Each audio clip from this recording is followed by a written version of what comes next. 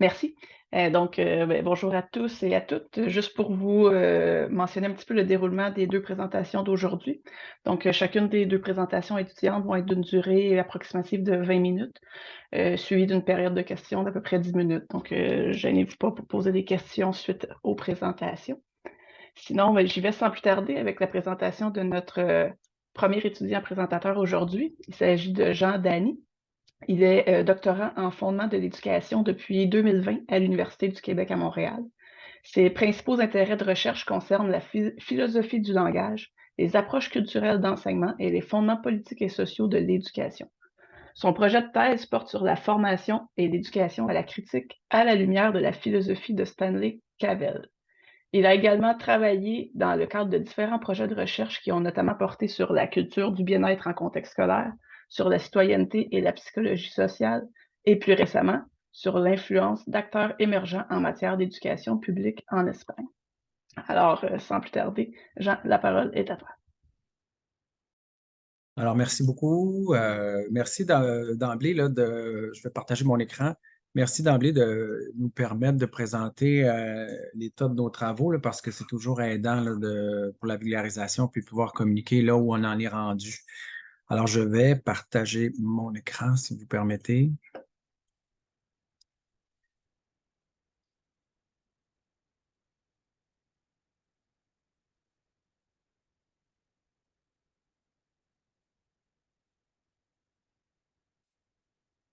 Alors, je vais commencer. Le titre du projet est le suivant: Attitude et dispositions critiques en contexte éducatif, penser l'éducation et la formation à la critique à la lumière de la philosophie de Stanley Cavell. Alors, à titre d'introduction, je présente un énoncé auquel j'ai souvent fait référence pour présenter mon projet de thèse parce que je considère qu'il effectue d'une part la synthèse de bien des éléments du contexte sociopolitique actuel qui appellent le développement d'une pensée critique en éducation, et d'autre part, qu'il illustre peut-être le sentiment de cynisme et de désenchantement qui semble être souvent partie prenante lorsque vient le temps de parler de la critique. C'est un sentiment que j'ai souvent éprouvé lorsque j'enseignais le cours Monde contemporain en secondaire 5. J'ai enseigné pendant plusieurs années ce cours-là. C'est un cours qui nous amenait à parler des tensions et conflits dans le monde, de l'inégalité des richesses, de la crise environnementale. Et pendant toutes ces années, je sentais souvent qu'il y avait un cynisme très, très présent dans le regard des élèves, une forme de désenchantement. Et dans le fond, c'est peut-être ce sentiment-là qui a perduré pendant toutes les années qui est la source un peu profonde de ce projet-là. Donc, c'est un sentiment qui semble corroborer les constats qui sont émis par plusieurs philosophes et sociologues lorsqu'il s'agit de parler de notre rapport à la critique. Donc, l'énoncé est le suivant. Il est plus facile d'imaginer la fin du monde que celle du capitalisme. Donc, d'une part, il montre la prégnance du capitalisme et des visions de ses modes d'être. D'autre part, c'est un énoncé qui illustre peut-être la perte d'imagination sur le plan politique et sur le plan environnemental, et donc une incapacité à se connecter au monde. On pourrait même dire qu'il montre une espèce de dimension ontologique parce que s'il n'y a plus de monde, il n'y a plus d'être. OK? Alors, maintenant, si on se fie à l'image des séries catastrophiques, les séries apocalyptiques qui sont de plus en plus populaires, ben, on pourrait dire que cette image-là illustre bel et bien cette perte de représentation du monde, cette perte à imaginer d'autres mondes. Mais on pourrait aussi voir dans ces séries qui sont très populaires une volonté bien présente de se reconnecter à ce qu'on appelle en philosophie l'ordinaire. Un ordinaire qui est bel et bien là, mais que l'on ne voit pas parce qu'il nous est trop proche. Un ordinaire qui émane du vivre ensemble, de la vie de quartier, de la conversation de tous les jours, de la famille, bref, des formes de vie dans notre quotidien qui sont vulnérables, qui sont fragiles, mais qui méritent que l'on s'y attarde pour les conserver parce qu'elles ont une dimension fondamentalement morale et humaine. Donc, le projet de thèse prend appui sur la notion d'ordinaire en philosophie et en grande partie sur la philosophie de Stanley Cavell, un philosophe américain qui nous a quittés en 2018, pour penser une éducation et une formation à la critique qui s'inscrit pleinement dans une critique affirmative, une critique positive et véritablement transformatrice, je dirais, de notre rapport à soi, aux autres et au monde. Donc, le projet porte plus spécifiquement sur la notion même de pensée, sur la notion de critique et évidemment sur les dispositions hein, et les attitudes que l'on mette en lien constamment lorsque vient le temps de penser à la pensée critique. Donc, je vais donc présenter aujourd'hui la problématique du projet, qui est une mise en question de la pensée critique en éducation. Ça va nous amener à parler des différentes approches, des différents modèles, pour par la suite se tourner vers deux figures incontournables lorsqu'il s'agit de parler du développement de la pensée critique, John Dewey et Paulo Freire. Et donc, à la suite de ce regard philosophique-là sur ces deux auteurs-là, nous allons terminer avec la méthodologie qui est envisagée, qui est en cours en quelque sorte pour ce projet. Alors, juste pour qu'on se situe, là, en éducation, on pourrait donner une définition générique qui a été émise par Mathieu Gagnon et qui est reprise par plusieurs chercheurs au Québec pour définir la pensée critique. Donc, on dit que c'est une pratique évaluative fondée sur une démarche réflexive qu'on qualifie d'autocritique, qui implique le recours à différentes ressources dans le but de déterminer ce qu'il y a raisonnablement lieu de croire ou encore de faire. Donc, la pensée critique implique une dimension cognitive sur la vérité ou non d'un énoncé, mais elle implique aussi une dimension éthique. Et le présent projet a pour but notamment d'éclairer davantage la relation que la dimension éthique a avec la pensée critique. Lorsqu'on regarde les principaux modèles qui sont émis par le courant critical thinking, mais qui sont repris, on en arrive toujours à l'idée qu'on a d'un côté des opérations, des habiletés, comme l'analyse d'arguments, l'établissement des sources, l'analyse des hypothèses, etc., etc. Donc, des capacités cognitives qui sont parfois d'ordre procédural, mais d'un autre côté, on a des dispositions éthiques aussi, qui font partie intégrante de la pensée critique. Le maintien de l'attention, l'ouverture d'esprit, la mise en perspective. Donc, le projet a en partie pour objectif de vraiment rendre compte de ces dispositions-là et de la façon dont elles peuvent se déployer. Alors, le projet a, depuis 2 années, fait une mise en question, une analyse des différents modèles et des approches qu'on retrouve au Québec, mais aussi en Europe, pour rendre compte de la pensée critique en éducation. Et donc, le constat est le suivant. On arrive souvent avec l'idée que la pensée critique est circonscrite à des habiletés, des skills, et on considère aussi des sortes de dispositions et des traits prédéfinis. Mon constat, c'est qu'à bien des égards, et c'est partagé par plusieurs chercheurs qui se sont penchés sur la pensée critique, c'est que tout ça vient avec une conception commune du langage qu'on appelle parfois le langage outil, le langage véhicule, et qui vient avec une conception très cognitiviste de la pensée, qui est une vision internaliste de l'esprit. Donc, on aborde la pensée comme si comme le langage était ni plus ni moins que le véhicule de processus internes et pour appliquer différentes opérations. Et donc, pour ce qui est de la notion de skills, il y a un gros débat à savoir si ces différentes opérations-là sont transférables d'une discipline à l'autre. Le débat est toujours en cours et on arrive avec l'idée que ça peut avoir une conception limitée de ces opérations-là lorsqu'on les considère comme étant de façon transférable. À cela s'ajoutent les fameuses dispositions qui ont été mentionnées, comme l'ouverture, l'esprit, qu'on qualifie parfois de traits de caractère, qu'on qualifie parfois d'attitude, et que l'on a tendance de plus en plus à définir en termes de traits définis, comme si on pouvait identifier les critères de ces différentes dispositions-là. Alors, ce que certains chercheurs, même psychologues qui se sont intéressés à, par exemple, l'influence du néolibéralisme en éducation, arrivent avec l'idée que définir préalablement en traits prescrits ces dispositions-là peut poser problème. De un, parce que ça ne tient pas compte de la richesse sémantique des dispositions lorsque se déploient dans différents contextes.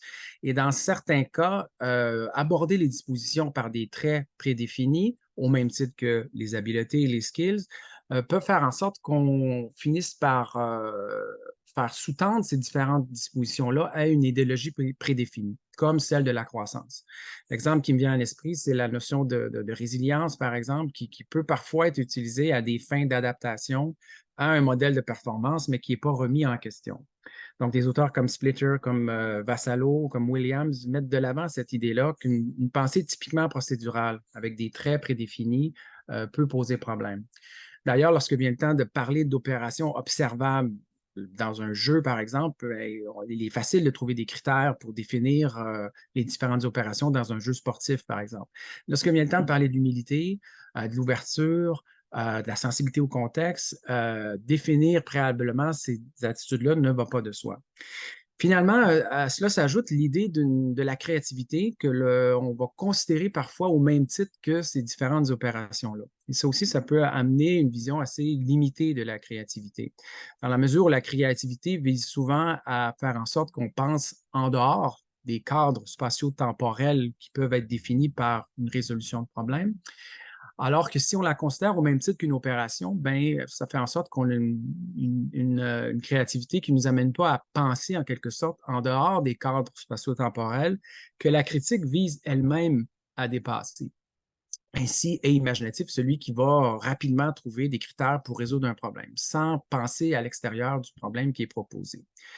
Je pense qu'un des exemples paradigmatiques qui peut nous montrer cette tendance-là, avec une vision très limitée de la créativité et de la pensée critique, se retrouve actuellement dans le programme Éducation financière. Programme dans lequel on aborde la pensée critique comme étant la capacité à choisir parmi un ensemble d'outils financiers préétablis. Et donc, est imaginatif celui qui arrive rapidement à penser dans les cadres d'une économie déjà présente sans la remettre en question. Je me sens assez à l'aise à faire la critique de cet élément-là du cours d'éducation à vie financière dans la mesure où je l'ai donné pendant 3 ans, mais l'analyse, si on veut, de la façon parfois, je dirais, implicite ou insidieuse avec laquelle le sens critique est orienté, m'amène à penser que ça corrobore avec ce que je viens de vous dire sur notamment la créativité. Par exemple, on va demander à l'étudiant de choisir dans un ensemble d'outils financiers préétablis pour rentabiliser, par exemple, ses choix futurs. Évidemment, il faut être louable, c'est-à-dire le programme va quand même orienter les élèves vers des placements éthiques, va quand même orienter vers certains questionnements. Mais disons que la façon dont la compétence est construite et le temps qui est consacré au programme fait en sorte qu'on a une pensée plutôt procédurale, des dispositions plutôt prédéterminées et une créativité un peu limitée. Ceci étant dit, évidemment, ça se discute, c'est un cours d'éducation financière, ce n'est pas un cours qui vise à amener l'élève à comprendre le système économique dans son ensemble, mais c'est peut-être un autre des problèmes de ce programme. À cela s'ajoute le fait que la notion même de critique en philosophie peut être mise à mal ou, pour reprendre les mots de Gabe Biesta, peut être pourvue de certaines vulnérabilités. Alors, lorsqu'il s'agit de parler de la pensée, de la critique, excusez-moi, d'un point de vue purement philosophique, beaucoup de philosophes, de sociologues arrivent avec l'idée que la critique est à court de carburant. Ça nous est venu avec un article de Bruno Latour qui est encore très discuté aujourd'hui, qui s'appelle Why Critique has Running Out of Steam? Pourquoi la critique est-elle à court de carburant? Et donc, ces constats-là nous amènent à penser que la critique peut encore de nos jours amener ce qu'on appelle un doute radical, totalisant, qui fait en sorte qu'on remet en question une bonne partie de nos formes de vie au quotidien, des institutions, et que ce doute totalisant-là amène un relativisme et une perte de confiance. On pense peut-être par exemple, à certains égarements que les nouvelles formes de conspirationnisme nous amènent aujourd'hui. La critique peut aussi tomber dans une espèce de limitation elle peut être limitée en quelque sorte à la dénonciation et à la démystification. C'est ce que certains adeptes du courant post-critique nous amènent comme constat, c'est-à-dire qu'on est tellement enclin à dénoncer, à démystifier une espèce de réalité qui est cachée, une réalité de forme de pouvoir ou quoi que ce soit, qu'on oublie d'être en contact avec ce qu'on appelle parfois l'ici et le maintenant. À cela s'ajoute aussi que la critique peut être tellement confrontée à une réalité utopique à venir qu'elle peut oublier de voir ce qui se passe dans le présent et qui vaut la peine d'être conservée. Donc, suite à cette critique, pourrait-on dire, de la critique en philosophie, je me suis tourné vers les deux figures qui sont incontournables, à mon avis, et c'est partagé par plusieurs chercheurs lorsque vient le temps de parler du développement de la critique en éducation. à savoir John Dewey et Paulo Freire. Et donc, le lien entre John Dewey et le programme de formation actuel de l'École québécoise se fait en ce moment de façon un peu implicite. Il y a eu des débats avec la notion de compétence, on se rappelle, au tournant des années 2000, au moment où on est arrivé avec les nouveaux programmes et au moment où on a pensé un peu différemment l'éducation. Ceci étant dit, il n'est pas toujours évident de voir quel est le legs de Dewey, d'autant plus que Dewey a surtout été utilisé pour son œuvre de 1916, Comment nous pensons, How We Think, mais que Dewey, c'est une œuvre très, très magistrale, très complexe, qui a beaucoup, beaucoup de domaines, donc une œuvre philosophique complète. J'ai décidé de me tourner vers John Dewey en tant que figure incontournable. Mon constat par rapport jusqu'à maintenant à ce que je fais comme analyse de Dewey, c'est que chez Dewey, on a un rapport entre science et technologie qui semble être fixé une fois pour toutes. Dewey a beaucoup parlé du langage, mais je sens qu'il y a une certaine insuffisance quant au rôle du langage lorsque vient le temps de parler notamment des dispositions. Pour ce qui est maintenant de Paulo Freire, qui est aussi incontournable en éducation, Paulo Freire a beaucoup mis d'accent sur la notion de conscientisation, comment conscientiser les réalités. C'est aussi une œuvre incontournable. Et là aussi, pour Freire, je considère que sa vision représentationnaliste du langage, qui me semble être mise de l'avant, notamment par ses méthodes d'alphabétisation, doit être approfondie. Dans les derniers écrits de sa vie, Freire rappelle l'idée que chaque pédagogue critique doit développer sa propre méthode, qu'une pédagogie critique de la conscientisation, dont les bases ont été jetées dans les années 70, fait en sorte que de nouveaux problèmes arrivent et que chaque éducateur critique doit mettre en branle sa propre méthode. La pédagogie critique ne peut pas être considérée comme une recette. Et donc, devant tous ces constats-là, je considère que Dewey et Freire ne peuvent pas être mis de côté.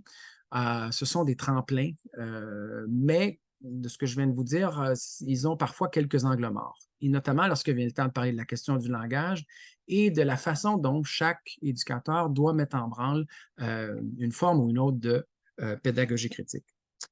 Alors, c'est ainsi que je me suis tourné vers la philosophie de Stanley Cavell pour approfondir, pourrait-on dire, les angles morts qu'on retrouve chez Freire et Dewey et développer une pensée de l'éducation et de la formation à la critique qui tienne pleinement compte de notre rapport à soi, aux autres et au monde. Bref, une pensée critique qui met de l'avant des dispositions éthiques. Donc, très brièvement, je vais présenter ce qu'on entend par philosophie du langage ordinaire chez Cavell et je vais terminer par la suite avec la méthodologie qui est en cours pour cette recherche, qui est une recherche théorique, je pense que vous l'avez deviné jusqu'à maintenant. Voilà, une recherche qui s'inscrit notamment dans la posture interprétative. Et d'ailleurs, c'est une des raisons pour laquelle je considère que des auteurs comme Dewey ou les auteurs qui sont propres au critical thinking ne peuvent pas être balayés du revers de la main. Mon projet vise surtout à améliorer, reconsidérer, approfondir certains éléments. Alors, Stanley Cavell, donc il nous a quittés en 2018. C'est un philosophe qui va beaucoup axer sa pensée sur ce qu'on appelle l'ordinaire du langage pour se connecter au monde. Donc, la philosophie de Cavell s'inscrit dans le sillage des philosophies contemporaines qui visent à rapprocher l'éthique à la politique du quotidien. On pense par exemple à des auteurs comme Carol Deligan, L'éthique du cœur, Iris Murdoch et peut-être Martha Nussbaum, qui visent à mettre de l'avant une dimension affective, une dimension sociale, une dimension politique, mais aussi une éthique du quotidien.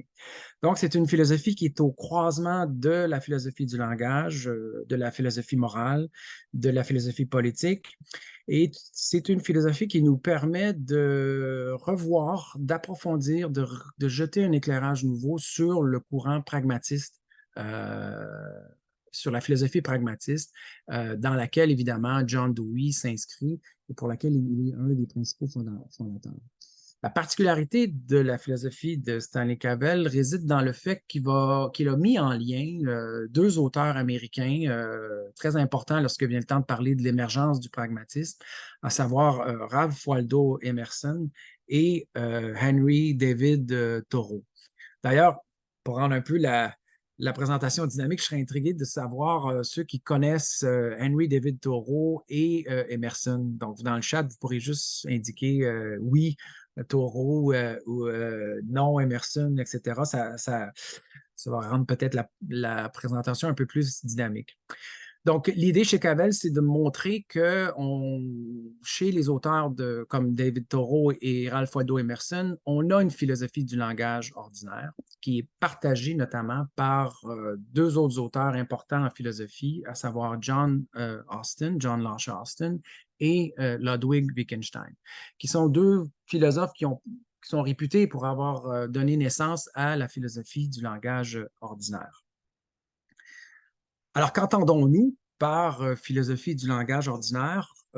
Souvent, nous allons caractériser cette philosophie-là en utilisant l'aphorisme de Ludwig Wittgenstein en disant que c'est une philosophie qui a pour mandat de ramener les mots de leur usage métaphysique à leur usage ordinaire. C'est-à-dire qu'on va aborder le langage dans notre relation intime qui permet de rendre compte entre nous et le monde, et en laissant de côté les théories sur le signe, les théories sur la grammaire, les visions parfois cognitivistes de l'esprit, qu'on utilise pour rendre compte de notre rapport aux mots avec le monde. Donc, la philosophie du langage ordinaire n'est pas le sens commun des empiristes. Elle ne relève pas non plus d'une opposition entre la langue courante, le langage familier et le langage littéraire. Ce n'est pas l'ordinaire dans cette philosophie-là, n'est pas un lieu, mais plutôt un mouvement de retour à ce que Wittgenstein appelait la saisie des formes de vie dans notre quotidien. Et donc, ce n'est pas quelque chose c'est quelque chose qui n'est jamais donné, mais que l'on doit constamment se réapproprier. Parce que dans l'optique de la philosophie du langage, on a souvent tendance à expliquer le langage en ayant recours à des éléments qui sont externes au langage. Donc, on tient compte de la circularité que le langage engendre entre nous et le monde pour explorer comment on se situe dans le monde par les mots. Et donc, c'est une philosophie qui a une fonction clinique dans la mesure où cet exercice-là nous ramène surtout à soi, à la connaissance de soi, mais aussi à une critique de la culture de notre temps. Je pense que je vais donner un exemple un peu plus clair parce que c'est peut-être théorique, là. On utilise communément de nos jours le mot clientèle scolaire et communément, on sait qu'on ne parle pas de clients lorsqu'on parle d'élèves, mais il en demeure pas moins que le mot fait partie, parsème le quotidien. Et donc, la philosophie du langage est un exemple qui nous amène à critiquer d'une part l'usage de ce mot-là, mais se ramener à soi-même pour comprendre vraiment qu'est-ce qu'on entend lorsqu'on dit client dans un discours comme clientèle scolaire. On utilise souvent la phrase de Ralph Waldo Emerson pour voir cette fonction clinique et critique du langage par les mots. Je vous la lis. Leur 2 n'est pas le vrai 2, leur 4 pas le vrai 4, si bien que chacune des paroles qu'ils disent nous chagrine et nous ne savons pas par où commencer pour les corriger.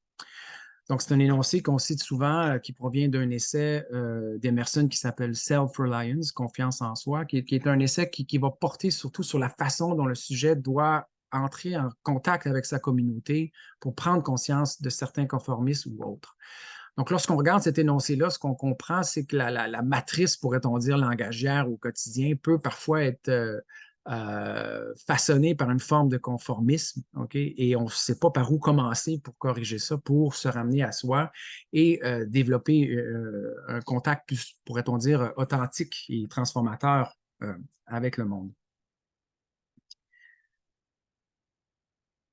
Alors, l'objectif de la recherche, comme ça a été mentionné, c'est, à la lumière de la philosophie de Stanley Cavell, reconceptualiser une éducation à la pensée critique qui met au premier plan la transformation de notre rapport à soi, aux autres et au monde.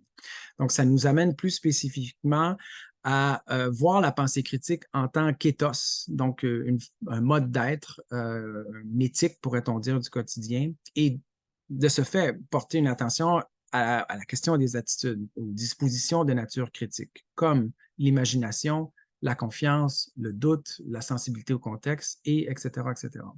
La particularité du projet repose sur le fait qu'on accorde une attention particulière à la place du langage dans la pensée critique et plus particulièrement le langage ordinaire.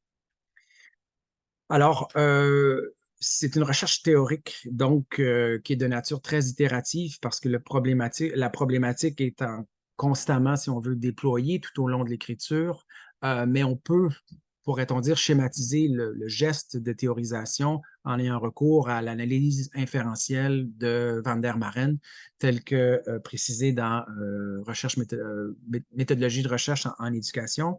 Donc, qu'est-ce que l'analyse inférentielle? Grosso modo, c'est à l'aide d'une théorie, dans ce cas-ci de nature philosophique, que l'on met en relation avec d'autres écrits, d'autres théories, de sorte que l'on va faire émerger des inférences et faire des modifications, des améliorations, des reconceptualisations des théories qui sont déjà en place.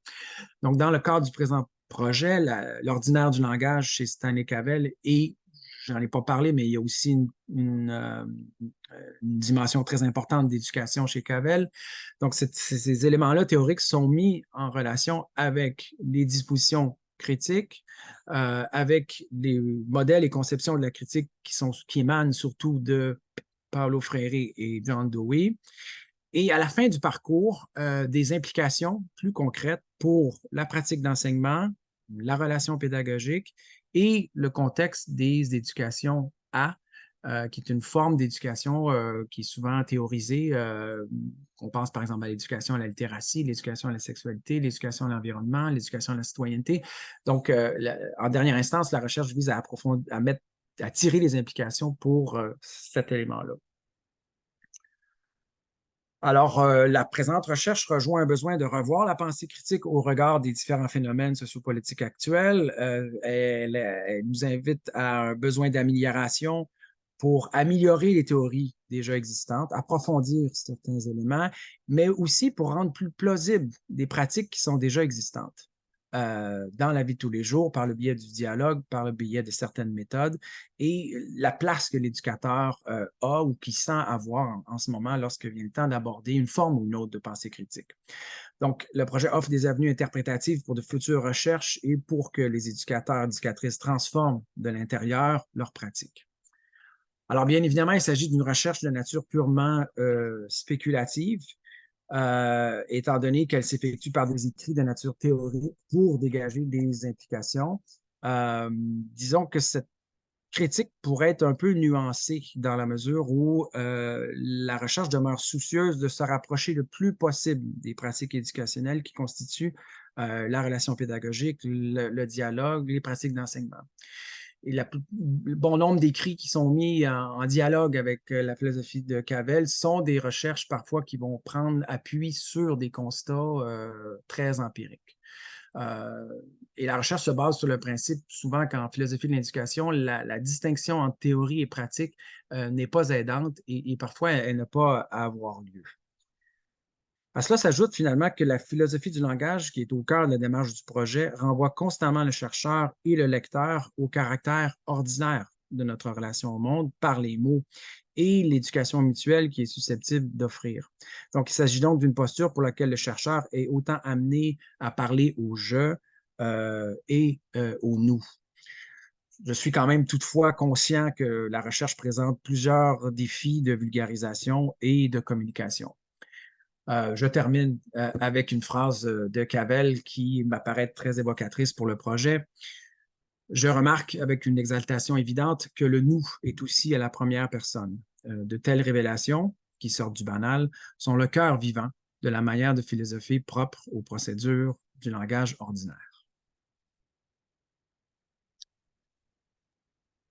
Je vous remercie beaucoup de votre attention. Bien, merci beaucoup pour cette présentation. C'était fort intéressant. Donc, nous serions rendus à la période de questions. Est-ce que quelqu'un veut briser la glace?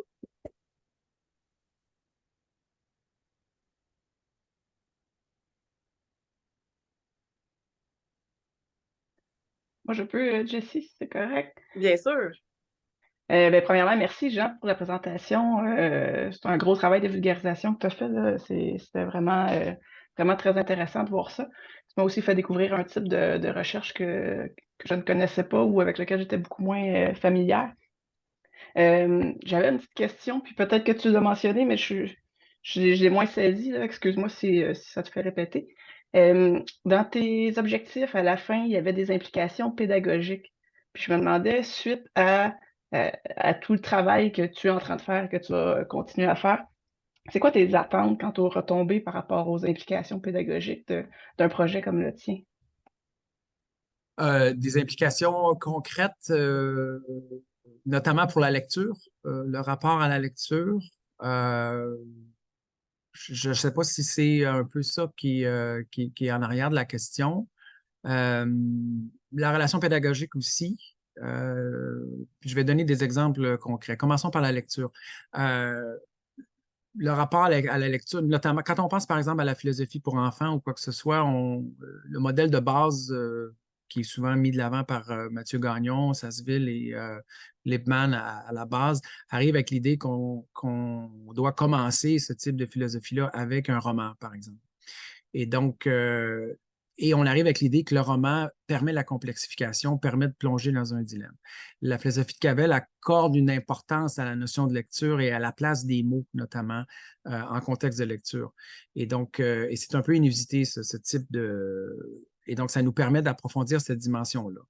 Pour ce qui est maintenant de la relation pédagogique en tant que telle, je suis chargé de cours en ce moment et je donne beaucoup de cours à didactique de l'histoire. Donc, pour des futurs profs qui sont en train des étudiants qui vont devenir profs d'histoire, soit au primaire ou au secondaire. Et lorsque vient le temps de parler des questions socialement vives, notamment peut-être des pensionnats, par exemple, tout ce qui entoure la question autochtone, l'esclavage en Nouvelle-France, ces éléments-là, on sent que la relation pédagogique, la question du dialogue doit énormément être approfondie. Donc, c'est comme deux premiers exemples là, qui me viennent en tête là, sur le plan des implications. J'espère que je réponds à ta question. Oui, oui, ça m'enligne. Dans le fond, tu sais, je te la pose parce que moi, je suis dans le domaine de l'éducation, mais à la santé et le développement d'une pensée critique, tu sais, ça résonne aussi. Donc, on est dans les choix sains en termes d'habitude de vie. Puis, j'essayais de voir, tu sais, les retombées potentielles du projet, comment ça peut m'inspirer, puis inspirer. Je comprends qu'est-ce que tu me dis, puis j'ai hâte de lire ta thèse lorsque ce sera terminé. Merci, merci. J'ai présenté l'an dernier à un congrès d'infirmières à l'Université de Saint-Paul à Ottawa qui portait uniquement sur la pensée critique et j'ai plus parlé, disons, de la confiance en soi et la façon dont le sujet peut se déprendre, si on veut, de certaines pratiques là, qui jugent moins bonnes ou parfois imposées, si on veut.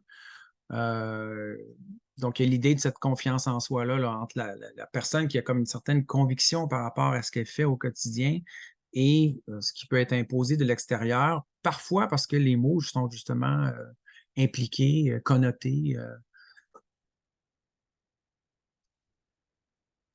Merci, merci beaucoup. Je vais ouvrir mon micro.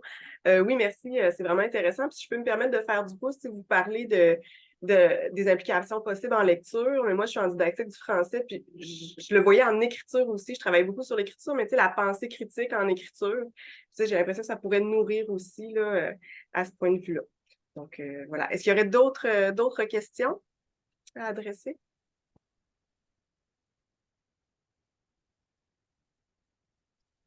J'ai toujours l'impression de servir un scotch, tu sais, avec très dense sur sur le plan théorique. Là, puis je me dis, oh, il y a 1 heure de l'après-midi, je sers un scotch. Mais je suis content.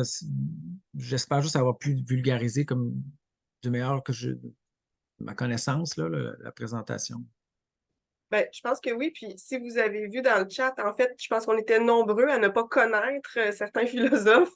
Donc, on a certainement appris des choses aujourd'hui, là, ça c'est certain. Donc, s'il n'y a pas d'autres questions, je pense qu'on pourrait passer. Marie-Maud, tu es d'accord à la prochaine présentation? Merci Oui. beaucoup encore, Monsieur Dany. Donc, notre prochain présentateur se nomme François Bissonnette. Il a complété son baccalauréat en sciences de l'activité physique, profil enseignement de l'éducation physique et à la santé en 2018 à l'UQAM. La même année, il a entamé une maîtrise en sciences de l'activité physique sous la supervision des professeurs Teguen Gadet et Philippe Chaubet, toujours à l'UQAM. Ses intérêts de recherche sont l'éducation en plein air, la didactique et les écoles à pédagogie différente. Donc, je te cède la parole, François. Merci beaucoup, Marie-Maude. Et merci beaucoup, Jean, pour la présentation. C'était vraiment intéressant. Donc, un petit instant, je partage mon écran. Excellent. Ce que je vous présente aujourd'hui, je ferme ça. Ce que je vous présente aujourd'hui, c'est les avancées de mon projet de maîtrise. La présentation s'appelle Formation des encadrants d'activités de plein air, portraits, programmes nationaux à l'échelle mondiale. Super.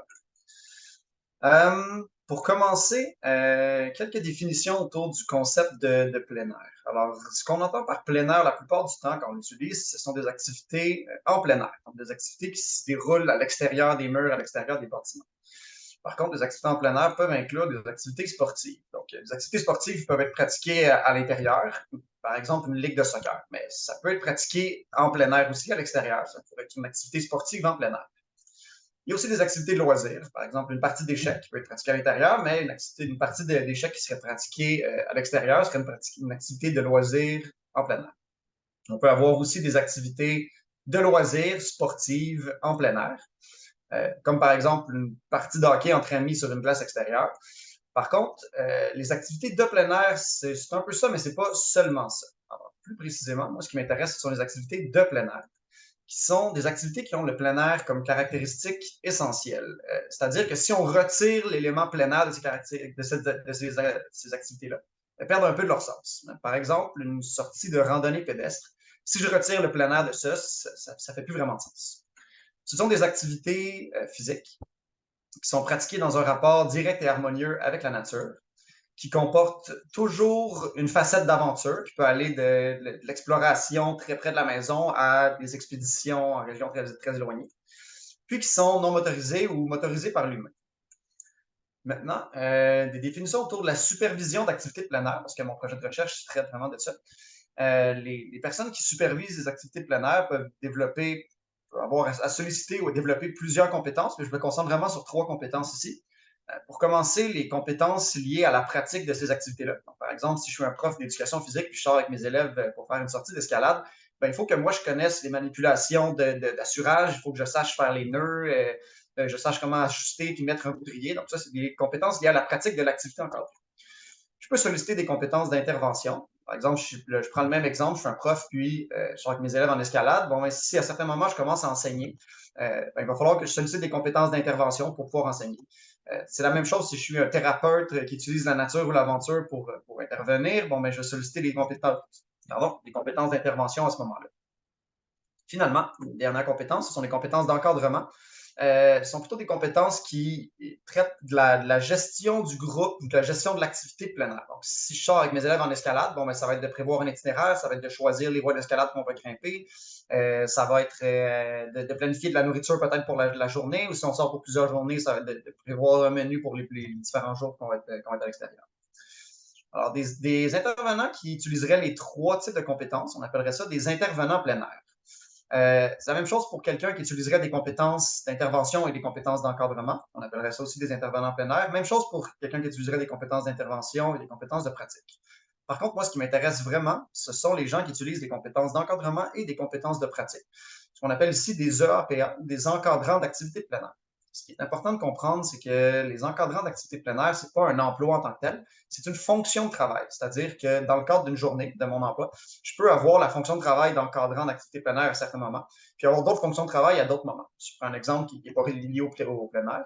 Un policier peut avoir l'emploi d'être policier, mais peut avoir la fonction de travail d'être enquêteur à certains moments et la fonction de travail d'être patrouilleur à d'autres moments. Alors, les encadrants d'activités de plein air, un peu plus précisément, ce sont les responsables légaux d'un groupe ou d'un individu qui pratiquent des activités de plein air. Au Québec, le plein air est pas seulement, mais beaucoup organisé autour des fédérations de plein air. Sur le schéma que je présente ici, on voit les 11 fédérations qui sont reconnues par le ministère de l'Éducation du Québec. Au centre, c'est le Réseau Plein Air Québec, qui est un peu l'organisme qui chapeaute ces différentes fédérations-là. Le rôle des fédérations, c'est de promouvoir la pratique du plein air, d'aménager les infrastructures pour cette pratique-là, puis d'assurer la pratique sécuritaire pour les différents gens qui font des activités de plein air. Une des façons qu'elles ont de faire ça, c'est par la formation d'encadrants d'activités plein air. Par contre, ce qu'on remarque par rapport aux encadrants d'activités plein air, c'est un phénomène en cascade et en parallèle qui amène à une augmentation de la demande d'EAPA. Ce phénomène-là est engendré d'abord par une augmentation de la pratique des activités plein air, qui amène une augmentation des incidents, puis qui amène une augmentation de la demande des encadrants. On remarque aussi des problèmes liés aux assurances, qui est lié avec l'augmentation des incidents, puis l'augmentation des incidents amène elle aussi une augmentation de la demande d'encadrement. Finalement, les problèmes aux assureurs, les assureurs demandent dans le fond aux différentes fédérations de former des mieux et davantage d'encadrants d'activités plein air. La réalité sur le terrain par rapport à la formation des encadrants d'activités plein air, c'est qu'il n'y a pas de standard national pour leur formation. C'est-à-dire que les différentes formations qui sont données dans les fédérations, dans les différents milieux, sont souvent assez hétérogènes. On remarque que la formation donnée par la Fédé de randonnée pédestre peut être complètement différente de la formation donnée par la Fédé d'escalade. Ce phénomène-là engendre un manque de reconnaissance transversale entre les différentes formations données par différentes fédérations. Donc, si ça fait 10 ans, moi, que j'encadre en escalade puis que je veux commencer à encadrer de la randonnée pédestre, je veux me faire former, mais je devrais, en théorie, recommencer le processus de formation du début. Les fédés ont donc de la difficulté à trouver des encadrants qualifiés et assurer la pratique sécuritaire des gens qui font du plein air. En 2018, les différents milieux du plein air puis les fédérations ont été sondées pour identifier différents problèmes, mais surtout pour identifier des solutions. Puis, c'est presque à l'unanimité, les différents milieux puis fédérations ont mentionné le désir d'avoir un programme national de formation des encadrants d'activités plein air. Donc, on a été mandaté pour un peu mettre les bases de ce programme-là, puis on a commencé par sonder la littérature. Alors, ce qu'on a réalisé, c'est qu'on a d'abord voulu identifier les différents programmes de ce genre-là, les programmes nationaux de formation, de qualification des encadrants d'activités plein air dans d'autres pays, à l'étranger. On a réalisé que c'était difficile d'identifier ces programmes-là parce qu'il n'y a pas nécessairement de recensement, il n'y a pas de liste de ces programmes-là, puis il y a très peu de recherches qui portent sur les programmes. Alors, on a réalisé qu'il y avait un besoin de connaître les programmes nationaux de formation des encadrants d'activités plein air pour pouvoir identifier les bonnes pratiques. Deuxièmement, on a pu identifier qu'il y avait une majorité d'études qui traitaient de la formation des EAPA, qui étaient surtout axées sur les compétences. Donc, il y a des études qui ont identifié des compétences professionnelles. Dans les années 90, début 2000, il y a plusieurs chercheurs qui sont concentrés sur les core competencies avec l'idée d'identifier un tronc commun à l'encadrement d'activités plein air. Puis, il y a des chercheurs qui ont aussi identifié le contexte collégial et le contexte universitaire pour enseigner ces compétences-là avec un peu l'idée de centraliser la formation. Par contre, il y a très peu d'études qui ont étudié le fonctionnement et les mécanismes de ces programmes-là. Donc, qu'est-ce qui est mis en place pour former les encadrants d'activités de plein air? En troisième lieu, on a pu identifier 4 types de programmes qui étaient fréquemment utilisés pour qualifier les encadrants d'activités de plein air. Le premier programme, ce sont les programmes d'enregistrement, dans lequel un registre est mis en place, puis qui est utilisé pour que les encadrants puissent inscrire leurs différentes qualifications, puis pour faciliter la mise en contact entre professionnels, employeurs, puis les différents clients. Pour les encadrants, ça peut être une plateforme web sur laquelle les encadrants s'inscrivent puis inscrivent leurs qualifications pour justement que cette plateforme-là peut être consultée par un peu tout le monde pour essayer de faciliter la mise en contact. Ensuite, il y a les programmes de licence qui sont mis en place lorsqu'il y a des restrictions légales qui encadrent la pratique de certains emplois. Au Québec, on peut penser par exemple aux policiers ou aux enseignants. Les enseignants ont un brevet d'enseignement, donc pour être légalement qualifié, il faut avoir le brevet. Au Québec, il n'y a pas de restrictions légales qui dictent, qui donnent le droit de pratiquer l'encadrement d'activités plein air, mais c'est le cas dans différents pays.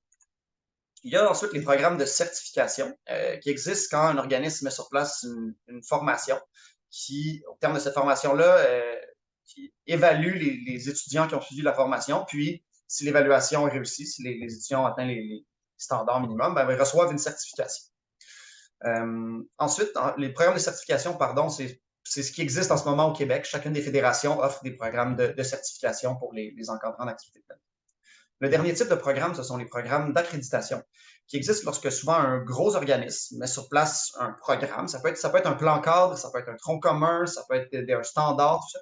Puis le partage à des plus petits organismes souvent. Ces plus petits organismes-là prennent ce plan cadre-là ou ce programme-là, l'adaptent à leur contexte, puis avec des échanges avec le plus gros organisme, s'assure de respecter les standards ou les barèmes qui sont fixés par le plus gros organisme. Lorsque ça, c'est réussi, bon, ben, le plus petit organisme reçoit l'accréditation ou le droit de donner le programme, de donner le programme qui a été écrit. Il y a certains pays où c'est le cas en ce moment, où, par exemple, certains ministères mettent en place un programme de formation, puis le distribuent à différents organismes, publics ou privés, qui l'adaptent, puis ont le droit après ça de donner ce programme-là.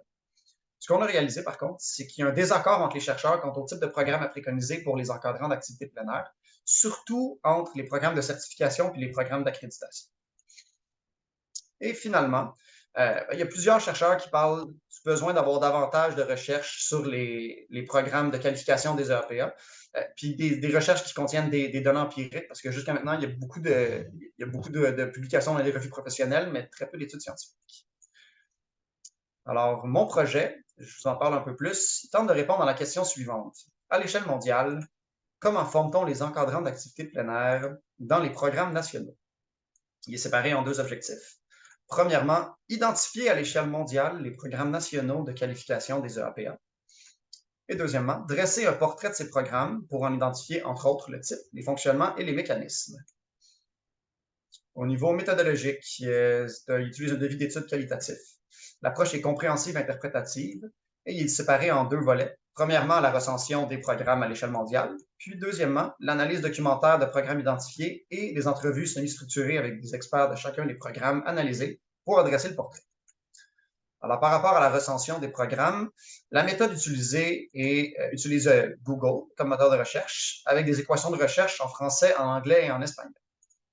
Au niveau de la validité, l'idée, ça serait de consulter un comité de spécialistes internationaux, spécialisés recherche ou spécialisés plutôt terrain, pour s'assurer que les résultats qu'on va avoir identifiés de notre recensement des programmes sont justes. Donc, on n'a pas exclu des programmes, on n'a pas passé à côté de certains programmes, ou on n'en a pas exclu qui ne sont pas vraiment des vrais programmes nationaux ou qui sont plus à jour, etc. Au niveau du deuxième volet, c'est-à-dire l'analyse documentaire et les entrevues semi-structurées, l'analyse va se faire par catégorie conceptualisante. Puis, au niveau de la validité, on va procéder aux critères d'acceptation interne en retournant voir les experts qu'on va avoir rencontrés en entrevue semi-structurée pour confirmer la plausibilité de ce qu'on a pu comprendre des entrevues qu'on a faites avec eux. On va aussi se conformer aux critères de confirmation externe en croisant les interprétations au sein de l'équipe de recherche, c'est-à-dire que l'analyse documentaire puis l'analyse des verbatims, des entrevues semi-structurées se fait en équipe. D'abord, chacun de son côté, puis on va se rencontrer après ça pour croiser nos interprétations puis s'assurer qu'on a compris la même chose. On veut aussi consulter des experts de plusieurs contextes. C'est-à-dire que les entrevues qu'on va faire, on voudrait avoir des experts qui sont des experts de formation, des experts qui travaillent dans l'administration du programme ou des experts qui ont participé à la création du programme ou des experts qui même plutôt axés sur la recherche. On va aussi chevaucher les méthodes de collecte de données en prenant des informations qui viennent de l'analyse documentaire et des entrevues semi-structurées.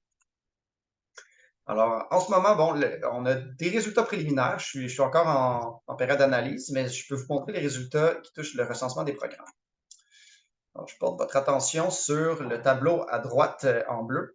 La première étape qu'on a faite, c'est l'étape préparatoire d'identification des pays. Donc, on a décidé de sonder les 197 pays et États reconnus par les Nations unies. Puis, on a inclus les 13 territoires et provinces canadiennes à ce recensement-là. Puis, ce qu'on a fait, dans le fond, c'est qu'on a appliqué les équations de recherche en français, en anglais puis en espagnol qu'on a conçues aux pays selon les langues officielles puis les langues les plus populaires.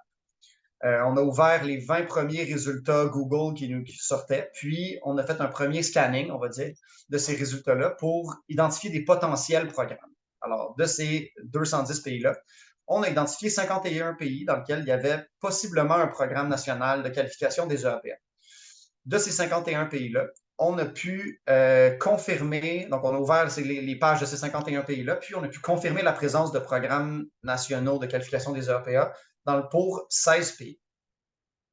Je passe la consultation d'experts pour aller à l'étape 4. Je vous en reparle dans un petit instant, la consultation d'experts, de spécialistes en fait. L'étape 4, ça a été d'éligibiliser ces programmes-là. Donc, pour les éligibiliser, pardon, on a tenté de récupérer la documentation explicative du programme. Il fallait que cette documentation-là soit disponible en français ou en anglais. Puis, il fallait qu'on soit capable d'avoir un contact avec un expert disponible pour une entrevue, pour parler du programme. On a réussi à le faire pour 7 programmes. Puis, si on regarde juste à droite dans l'encadré rouge, il y a 4 programmes qui ont été exclus parce qu'ils n'étaient pas disponibles, et la documentation n'était pas disponible en anglais ou en français. Il y avait un programme pour lequel il n'y avait aucune documentation. Puis, il y a 2 programmes pour lesquels on n'a pas pu trouver d'experts. Si je vais à l'étape 5 ici, vous pouvez voir qu'on a 9 programmes. Puis, je vous explique comment on a passé de 7 à 9 dans un instant. Alors, ça, c'est la liste des 16 pays dans lesquels on a trouvé des programmes nationaux de qualification des ERPA. Les programmes en jaune, c'est les 7 programmes qu'on a amenés en éligibilité puis qu'on a analysés. Et en vert, c'est la raison pourquoi on passe de 7 à 9, c'est que ce projet-là est un mandat ministériel du ministère de l'Éducation du Québec.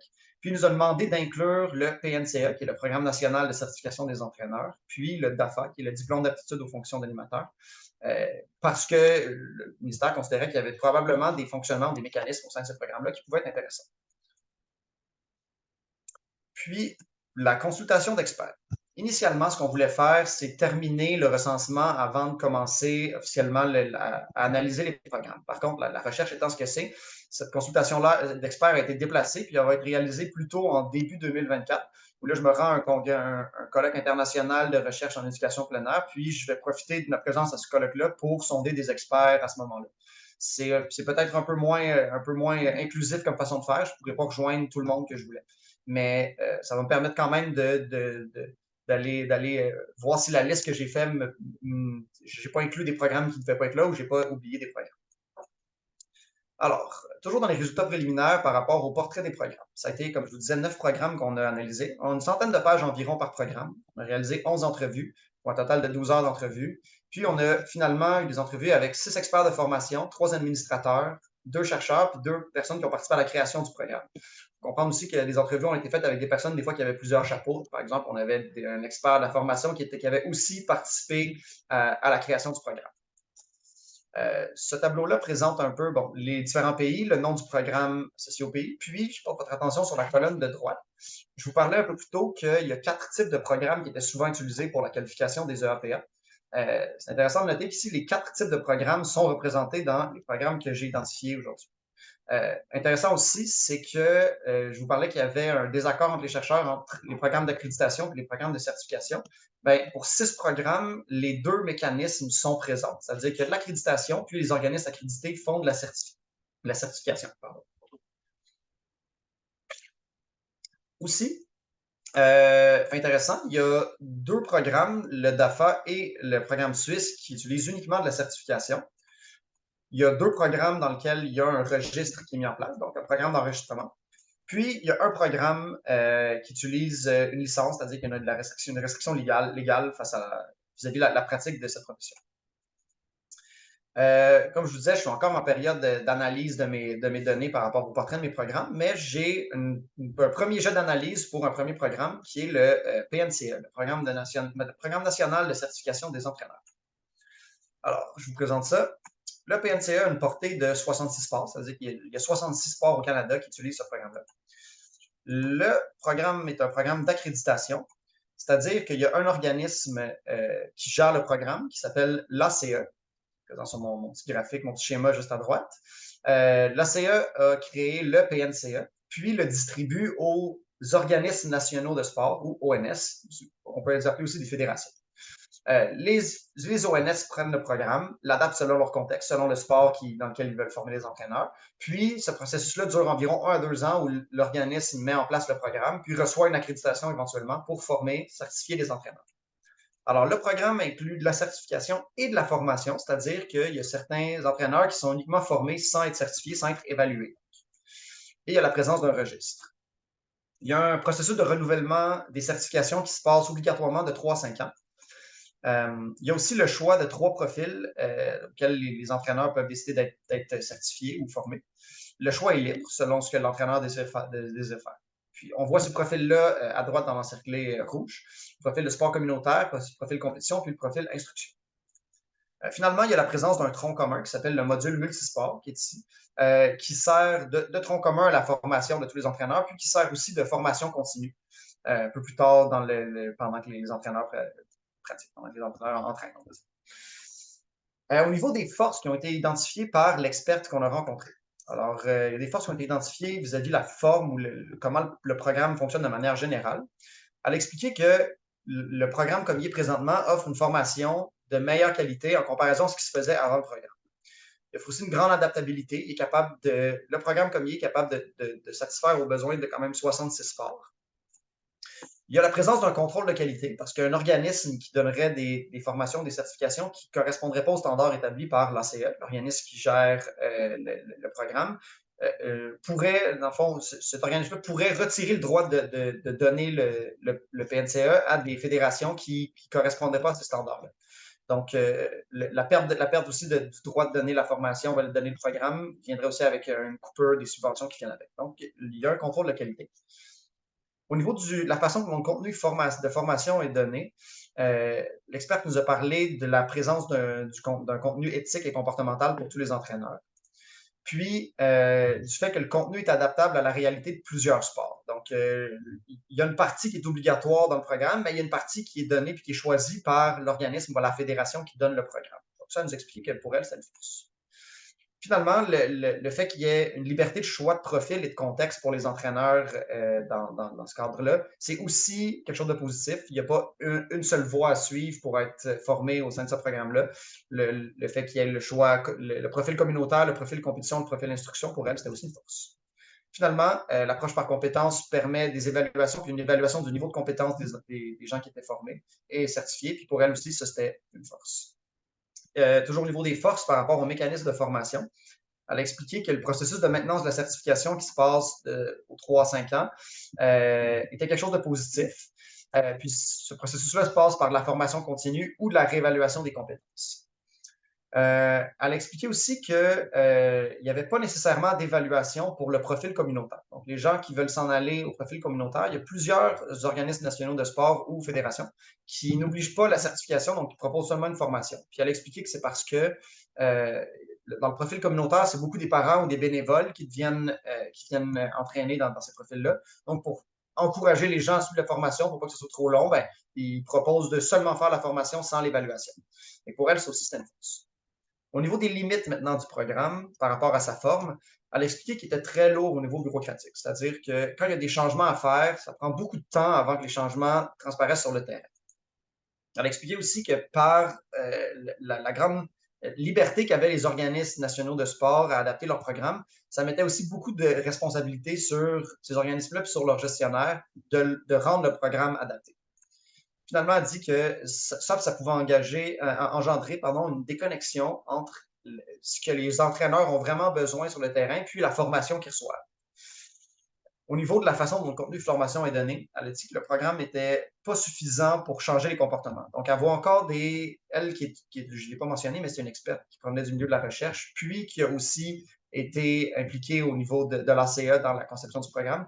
Mais elle a remarqué qu'il y avait encore beaucoup d'entraîneurs qui utilisaient des pratiques qui n'étaient pas encouragées et qui n'étaient pas enseignées dans le cadre du PNCE. Puis qu'il y avait encore des abus, il y avait encore des problèmes liés à l'éthique au sein des différents milieux puis aussi par les entraîneurs qui étaient formés. Finalement, au niveau des mécanismes de formation, elle a dit que le processus de maintien de la certification, même si c'était bien, c'était mieux que de rien avoir, il était trop permissif, que souvent les organismes n'avaient pas les ressources pour faire la réévaluation des compétences, puis qui mettaient ils encourageaient fortement les entraîneurs à faire plus tôt de la formation continue. Puis pour elle, c'est pas suffisant. Elle a expliqué que ce processus-là ne permettait pas aux entraîneurs d'atteindre leur plein potentiel. Alors, en résumé, le PNCE, c'est un programme d'accréditation qui contient de la certification puis de la formation et la présence d'un registre. Au niveau de ses forces, il y a une grande adaptabilité au niveau du contenu de formation qui est donné, de la possibilité ou non de se faire évaluer. Au niveau des mécanismes de formation, puis il est très adaptable en fonction du contexte qui est très différent d'un sport à l'autre. Il y a la présence d'un contrôle de qualité. Par contre, le programme est très lourd bureaucratiquement. Puis, il y a une possibilité de déconnexion entre le programme, le contenu du programme puis les besoins terrain. puis il est très dépendant de l'organisation des organismes nationaux de sport. Alors, pour la suite, je suis encore à la synthèse des résultats, comme je vous disais. Je devrais être capable de sortir un portrait de chacun des programmes, puis après ça, un peu indiquer ça serait quoi les mécanismes qui sont, entre guillemets, gagnants. Ce qui va me permettre de faire des recommandations au ministère de l'Éducation du Québec pour la forme, les mécanismes, puis les différents fonctionnements qu'aurait un possible programme de qualification des EAPA pour le Québec. Jusqu'à maintenant, le programme d'accréditation, ce que je peux vous dire maintenant, c'est que les programmes d'accréditation semblent être ce qui est le plus utilisé pour des bonnes raisons, mais il est encore vraiment tôt pour moi de me prononcer dire que c'est le programme qui va être choisi. Je vous remercie beaucoup. Merci beaucoup pour la présentation. C'était vraiment intéressant. Donc, nous serions à la période de questions. Est-ce que quelqu'un veut prendre la parole?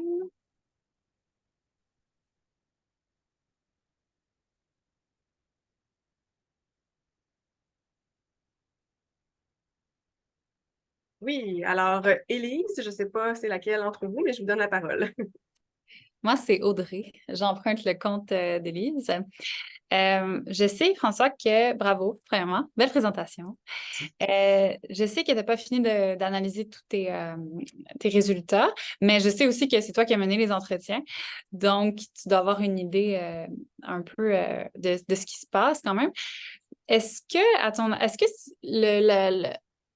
la différence entre ce qui est enseigné et ce qui se passe sur le terrain, c'est un concept qui ressort beaucoup à travers les discussions? C'est une très bonne question. Non, pas énormément. C'est quelque chose, je pense, qui était caractéristique du PNCE parce que c'est un programme qui couvre beaucoup de sports dans beaucoup de contextes différents, puis qui est effectivement très lourd au niveau bureaucratique. Il y a comme beaucoup d'étapes hiérarchiques. C'est pas quelque chose qui est ressorti. C'est ressorti un petit peu dans le programme australien, qui est un programme assez gros aussi, mais il y a plusieurs programmes de pays dans lesquels c'est pas ressorti du tout.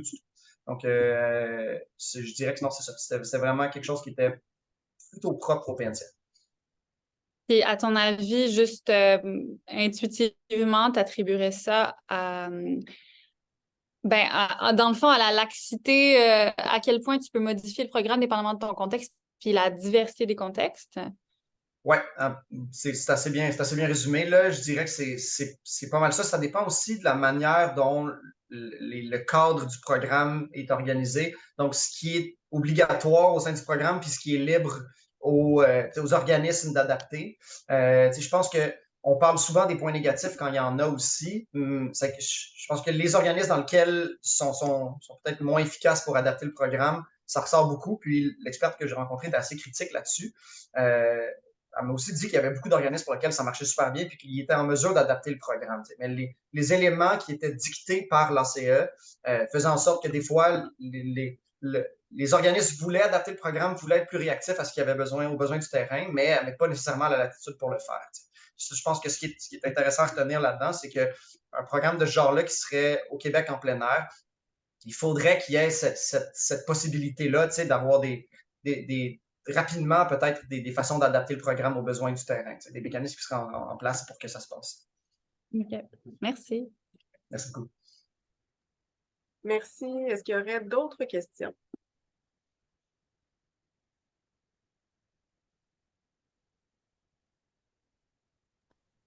J'en ai peut-être une petite, si on a le temps. Oui, bien sûr. François, merci pour ta présentation, premièrement. Au début, là, tu parlais des 3 compétences, puis là, il y avait une bulle d'intervention, il y avait des compétences pratiques, puis il y avait une 3e. Je me souviens plus du terme utilisé. Ouais. Puis tu as fait le choix d'enlever intervention et de prendre des. J'ai manqué la logique derrière le choix. Pourquoi? Parce qu'eux ont une formation en intervention qui n'est pas en lien avec les programmes nationaux. Dans le fond, c'est pas ça que les programmes couvrent. En fait, c'est que rentrer dans l'intervention, c'est comme un champ de compétences qui est vraiment différent, puis souvent qui n'est pas nécessairement relié au programme qui existe pour l'encadrement des activités de plein air. L'idée d'un programme de ce genre-là, c'est vraiment de se concentrer sur la compétence d'encadrement.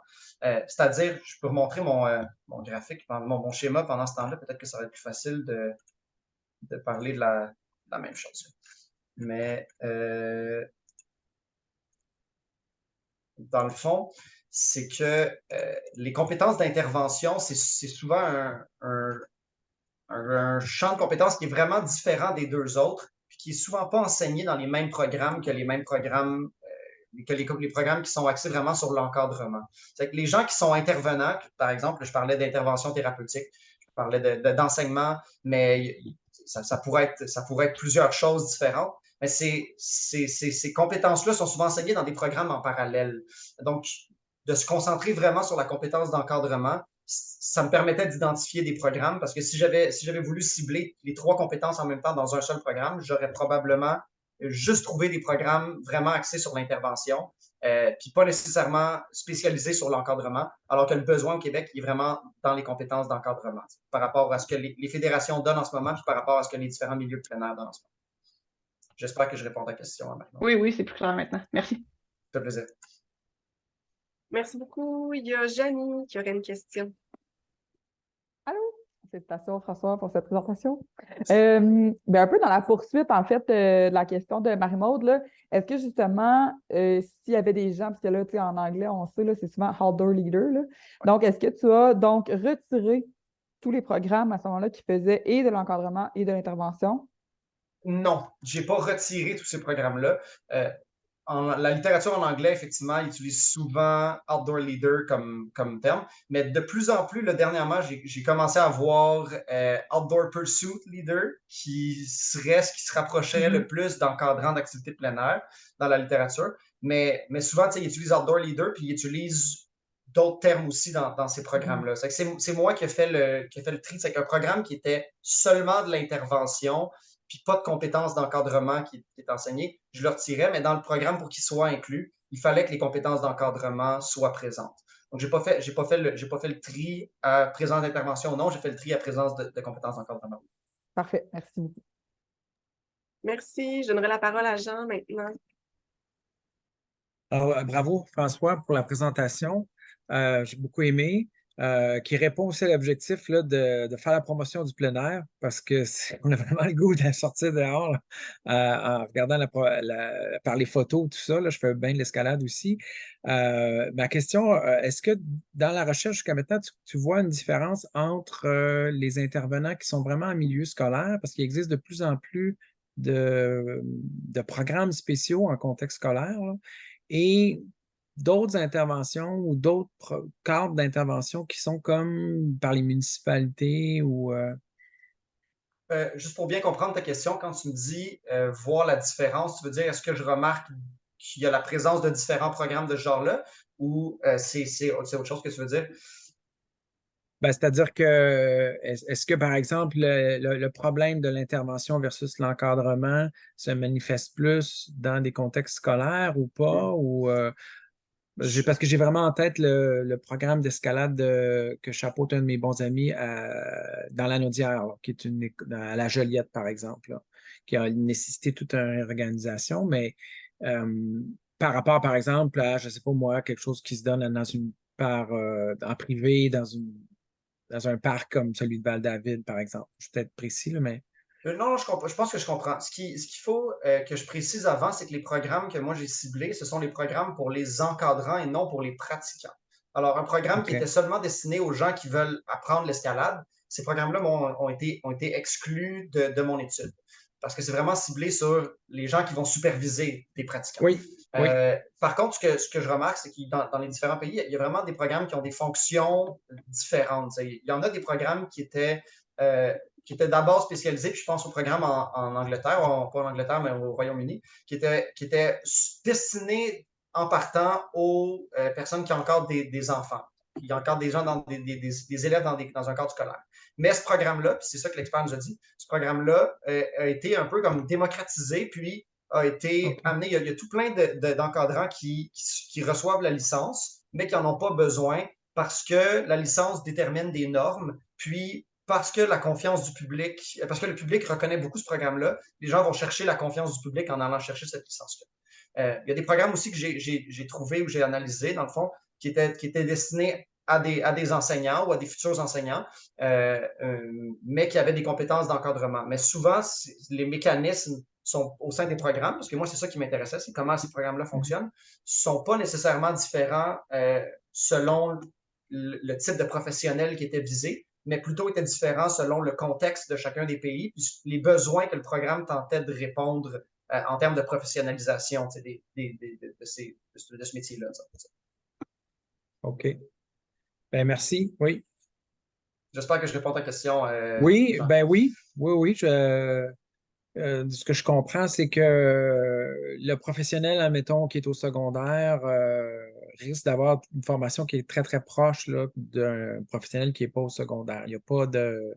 En termes de compétences d'encadrement, oui. Parce que les compétences d'encadrement, ce n'est pas les mêmes compétences que les compétences d'enseignement ou ce que moi j'appelle les compétences d'intervention. C'est que quand je regarde la mécanisme, comme je te dis, moi, je ne me suis pas concentré sur les compétences développées, mais je me suis concentré sur comment les programmes fonctionnaient. Quand je regarde les mécanismes, c'est pas différent mettons, au sein d'un même pays. Je te donne l'exemple, c'est un bon exemple, ça, je te donne l'exemple du programme en Nouvelle-Zélande. Il y a 2 programmes en parallèle qui existent. Un qui est vraiment, qui cible vraiment plus des futurs profs, puis un qui cible des guides d'aventure. Okay?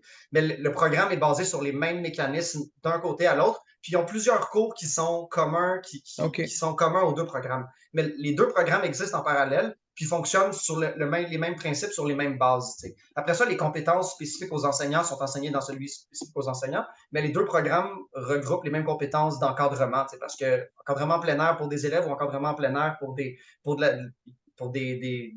clients, c'est similaire, c'est de l'encadrement quand même. Merci. Merci à toi. Merci. Joanie, une autre question. Oui. C'est un sujet qui m'intéresse. Donc, moi, je me demandais, est-ce que tu trouvais ça justement contraignant d'analyser le PNCE versus les autres programmes internationaux, puisque leurs cibles ne sont pas les mêmes, là. Évidemment, le contenu d'emblée, mais est-ce que ce format-là était, selon toi, un levier de comparable ou un obstacle à la poursuite? C'est le premier que j'ai analysé. C'est que j'ai trouvé que les autres étaient un peu plus faciles à faire que celui-là. C'est mon premier, c'est que quand je l'ai fait, j'avais pas de comparatif. T'sais. Mais effectivement, c'était un petit peu différent, mais en termes des mécanismes, c'était surtout, je dirais, la portée de ce programme-là qui le rendait complexe parce que il est très dense en termes de façon que les mécaniques fonctionnent au sein de ce programme. C'est surtout ça qui a été difficile, qui a été comme plus long. Je pense que le plan cadre, l'espèce d'outil d'évaluation du PNCE, c'est quelque chose comme 400 pages. Là. Ça a été quand même complexe d'aller retirer ce qui était pertinent pour mon étude là-dedans, juste par la densité de la documentation. Merci. Est-ce qu'il y aurait une autre question à adresser à François? Je pense que non. Merci beaucoup, François. C'est très intéressant. Je ne sais pas, Hélène, est-ce qu'il y a quelqu'un qui adresse le mot de la fin? Je peux le faire. Parfait, merci. Alors, merci à toutes et à tous pour votre participation à ce séminaire. Merci à nos 2 présentateurs, François et Jean. Merci à nos 2 animatrices, Mme Marin et Mme Dubuc. Alors, je vous donne rendez-vous au prochain séminaire étudiant du CRIF-PEQ qui devrait se dérouler en janvier prochain. Je rappelle que l'enregistrement sera disponible éventuellement sur le site du CRIF-PE. Bonne fin de journée à tous. Merci beaucoup tout le monde. Merci. Merci. Bonne fin de journée. Merci. Au revoir.